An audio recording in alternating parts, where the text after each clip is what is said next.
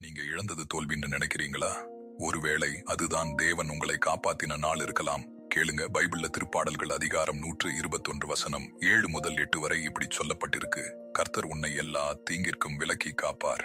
அவர் உன் ஆத்துமாவை காப்பார். கர்த்தர் உன் போக்கையும் உன் வருகையையும் இப்போது முதல் என்றென்றைக்கும் காப்பார். நம்ம வாழ்க்கையில கிடைக்காத ஒவ்வொரு விஷயத்தையும் இழப்புன்னு நினைக்கிறோம். நடக்காத உறவு, கிடைக்காத வேலை, திறக்காத கதவு, நிறைவேறாத ஜெபம் எல்லாமே தேவன் நம்மளை மறந்துட்டாருன்னு தோண வைக்கும். ஆனா ஒரு நிமிஷம் யோசிச்சு பாருங்க, அது கிடைச்சிருந்தா இன்னைக்கு நீங்க உண்மையாவே சந்தோஷமா இருந்திருப்பீங்களா?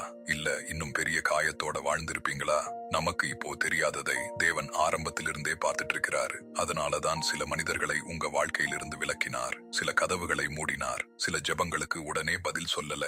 அது தேவன் உங்களை மறந்ததால இல்ல, உங்களை பாதுகாத்ததால. நினைவில் வைங்க, இன்று நீங்க இழப்புன்னு நினைக்கிற சில விஷயங்கள் நாளைக்கு தேவனே இது நடக்காம இருந்ததுக்கு நன்றி என்று சொல்ல வைக்கும் சாட்சியா மாறும். அதனால மனசு உடையாதீங்க, கிடைக்கலன்னு கவலைப்படாதீங்க. தேவன் உங்களை விட்டுவிடல. உங்களுக்கு நல்லது என்னன்னு மட்டும் இல்ல, உங்களுக்கு தெரியாத ஆபத்தையும் பார்த்து உங்களை காப்பாத்திக்கிட்டு இருக்கிறார். இந்த வசனம் உங்கள் மனதை தொட்டிருந்தால், இதை யாருக்காவது உதவும் என்று நினைத்தால் அவர்களுடன் ஷேர் பண்ணுங்க, காமெண்ட் எல்லாமே சொல்லுங்க. கர்த்தர் தாமே உங்களை ஆசீர்வதிப்பாராக. ஆமேன்.